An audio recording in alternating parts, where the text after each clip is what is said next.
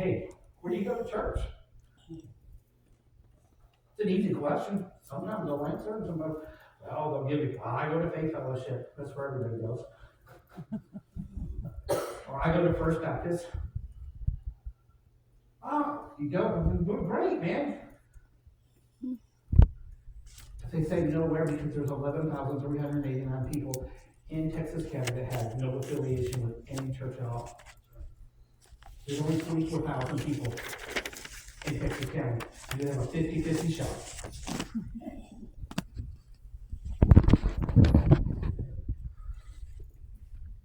Now, if I could tell you you could win the lottery in a 50-50 shot, would you buy 2 tickets? Well, yeah. I've expanded the thing. Either I'm going to get it right or I'm going to get it wrong. It's a 50-50. So I'm going to win no matter what. I'm going to lose on one, but I'm going to win on another. But listen, we don't know the response unless we're willing to do it. Listen, I don't want anybody to give up on the vision that God's given them, but without the burden to make it happen, the vision goes nowhere. It doesn't fulfill its purpose. Just like this balloon, without the air inside of it, it does not fulfill its purpose at all. And our church needs to be more than just a deflated balloon. It needs to expand and make room for more people to come in. And the only way it happens is this. So listen, our vision is real easy. It's renew. You've seen it up on the board early, but our vision is this. If you're asking what the vision of a church is, it's crazy. It's been up on the board for 4.5 years. And people, Pastor, what's the vision of our church? I might talk about it in 60% of every sermon that I give. And I still get, hey, what's the vision of the church? Or I'll ask you, hey, what's our vision of our church? And they go, I don't know. So let's go over it again. Because as Ashley would tell you as a teacher, repetition is the best teacher.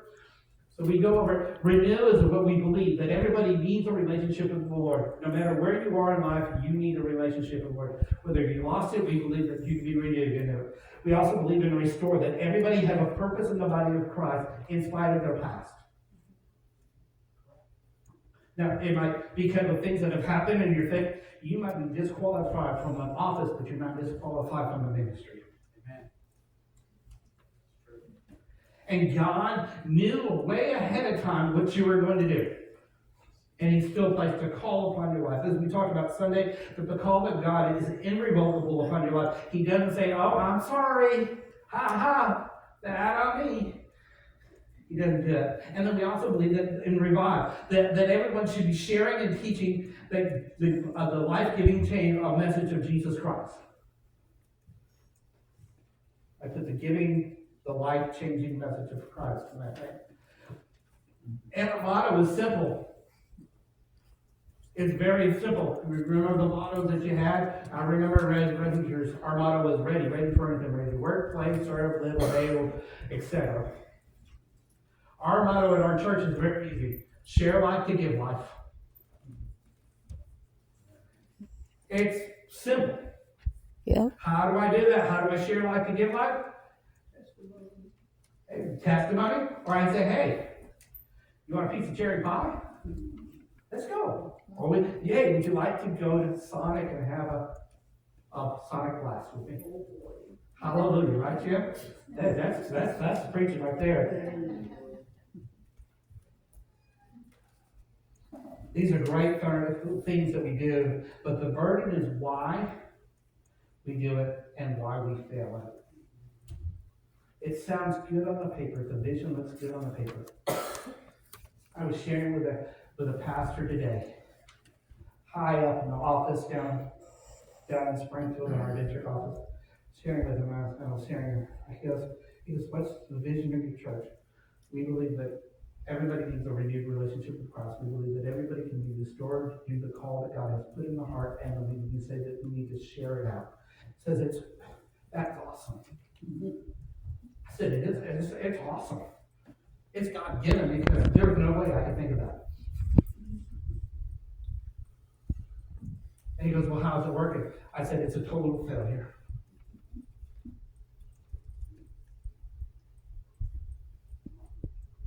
Why is it a total failure? Because it looks good on paper, but have I carried the burden of that to do it?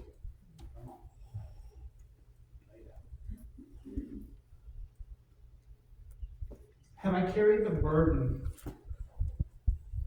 to tell somebody about Jesus?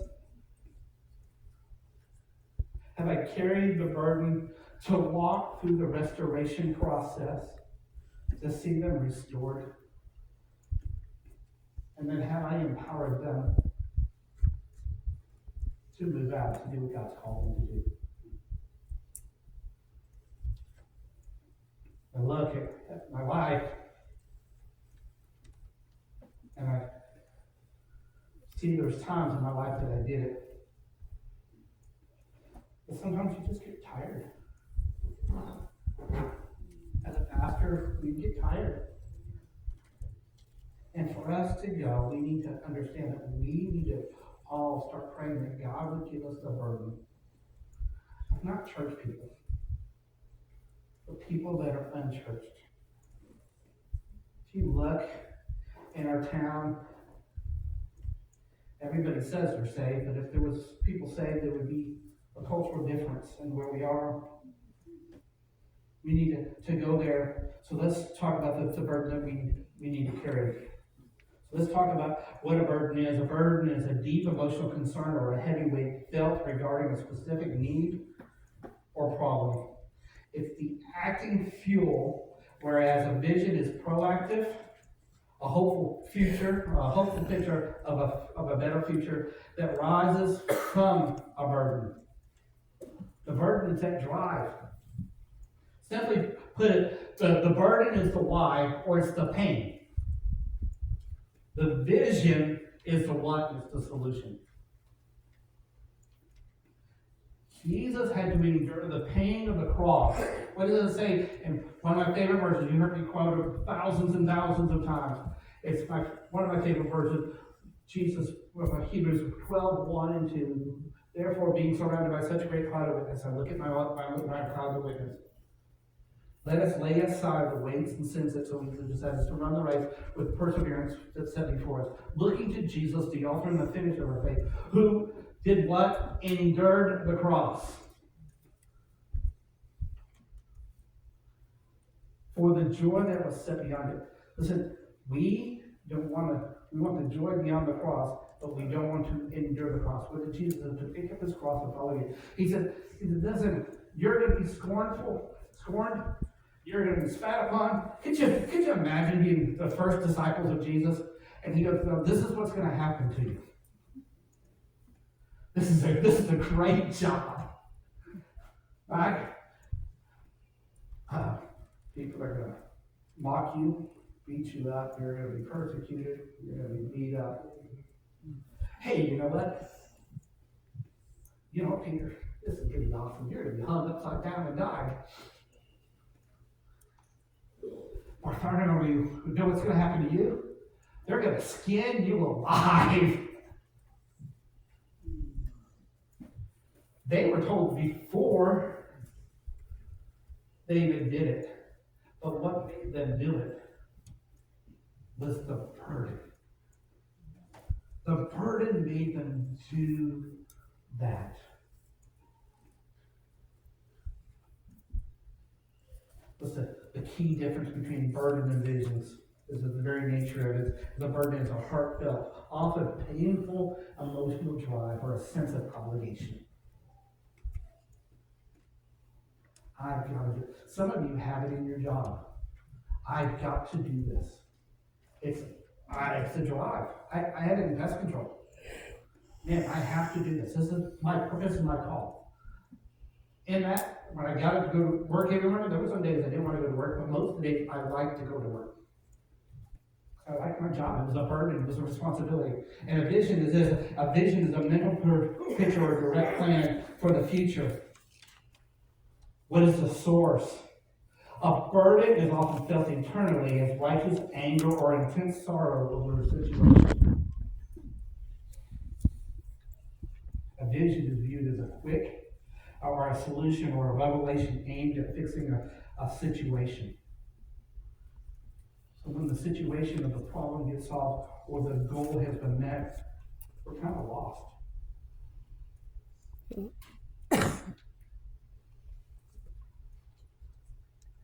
And I want to say this is where I've been for about a year.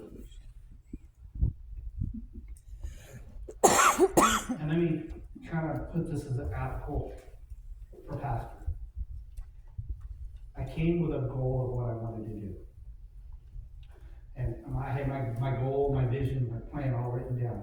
My goal was to create a healthy church, financially and spiritually healthy church. Three is to, that was the first two things. The third thing was to grow and to achieve a positive growth with a good foundation, lay a good foundation. As I went through life, I've seen those things happen. We turned the corner in our church when we first got here. If it wasn't for Louise and Brenda, we would have been a broke church. God gave them wisdom and knowledge of how to handle the situation. There wasn't very much.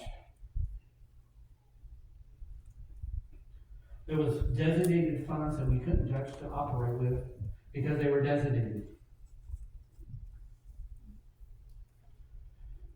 You look at the bank account and you're going, how in the world are they going to pay me?